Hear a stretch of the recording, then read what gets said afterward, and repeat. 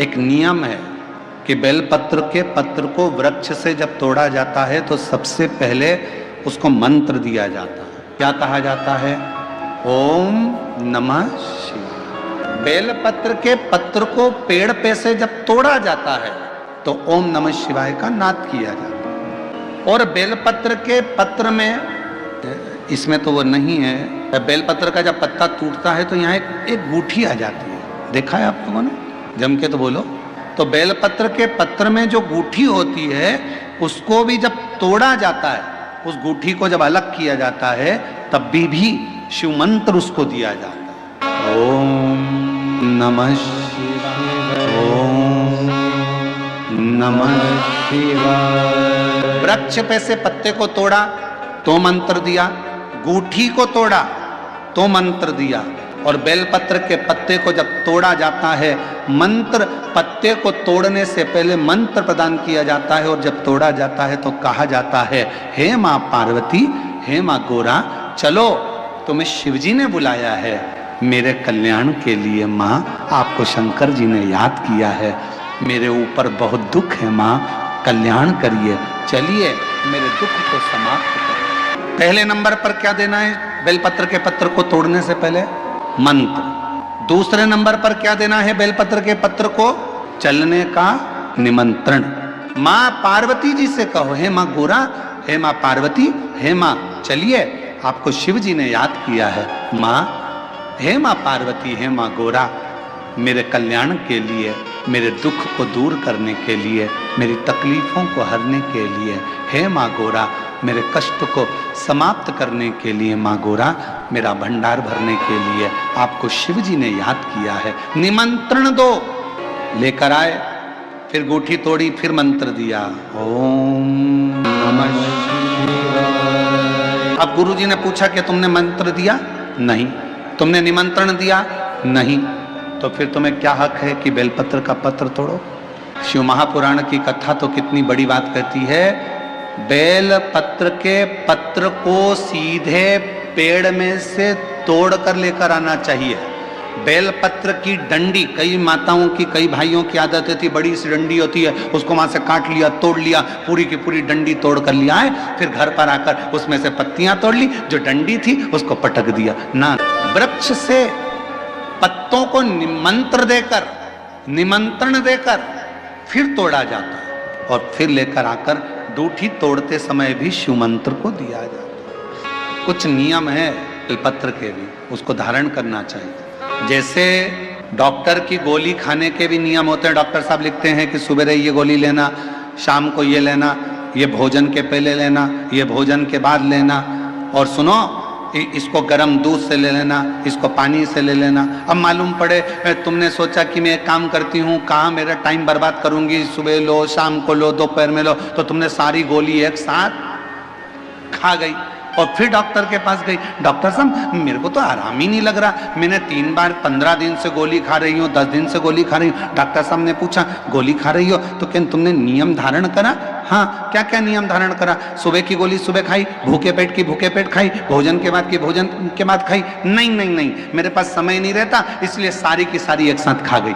Doctor ने कहा इसीलिए तो दवाई असर नहीं कर रही है, दवाई खाने का भी तरीका होता है। आवाज सेट नहीं है भाई, दवाई खाने का भी तरीका होता है, तो दवाई के खाने का भी तरीका है। उसी तरह गुरु कह रहे हैं, संत ने कहा कि तुमने गलती करी, तुमने कहा। फिर से बोलो, पहले मंत्र, फिर निमंत्रण। हे माँ गौरा, साथ में बोलो, हे माँ गोरा, हे माँ पार्वती, चलिए आपको देवाधिदेव महादेव बुला रहे हैं मेरे दुख को काटने के लिए, कष्ट को मिटाने के लिए, तकलीफों को मिटाने के लिए। माँ, आपको शिव ने याद किया है। पत्र लेकर फिर शिव के पास चले।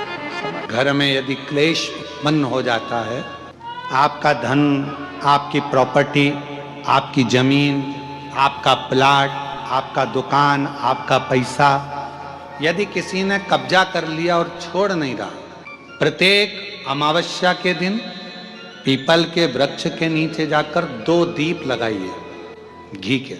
दोनों दीप के सामने एक हल्दी का चावल, एक कुंकू का चावल का दाना रख दीजिए और स्वधा स्वधा स्वधा स्वधा 3 बार कह दो और स्मरण करो, हे हमारे कुलदेव, पितृदेव, शिवदेव, महादेव, कृपा कर कर मेरा जो जमीन है, मेरा जो धन है, मेरी जो प्रॉपर्टी है, मेरा पैसा लोगों ने हथिया लिया, देते नहीं। अपना गोत्र बोलकर स्मरण कर कर बाबा मेरा धन मुझे वापिस ना कर दो। एक अमावस्या पर करो, फिर अगली अमावस्या करो, ऐसे 2-4 अमावस्या करोगे। जिसने ले रखा है वो खुद सोचेगा कि मुझे क्या हुआ कि मुझे देना है, उसका पैसा चुकाना है। पितृ स्वधा का नाम स्मरण करते से जब हम सुधा सुधा सुधा सुधा कहते हैं, पितृ उसको स्वीकार करते हैं। जैसे अग्निदेव की धर्म पत्नी स्वाहा, जम के बोलो जरा, स्वाहा। जब हम यज्ञ करते हैं सांकल्य देते हैं, ओम वैष्णवे स्वाहा, स्वाहा बोलते से ही अग्नि देवता की धर्म पत्नी उस भाग को देवताओं को देती है। उसी तरह तर्पण, तिलांजलि, पिंड, तर्पण आदि जितने भी हम पितरों के लिए कर्म करते हैं उसमें हम स्वधा स्वधा बोलते हैं। जब स्वधा बोलते हैं तो वो स्वधा पितरों को भाग देती है और पितरों से कहती हैं, ये मेरा बेटा दुखी है, इसको ये तकलीफ है, इसको ये कष्ट है, तुम इसका ये कष्ट पितृदेव मिटा दीजिए, महादेव की आज्ञा है, इसको सही कर दीजिए। करते हैं। ओम जयंती मंगलकारिणी भद्रकाली कपालिनी दुर्गा क्षमा शिवा स्वाहा नमोस्तुते। ओम जयंती मंगलकाली भद्रकाली कपालिनी दुर्गा क्षमा शिवा धात्री स्वाहा स्वधा नमोस्तुते।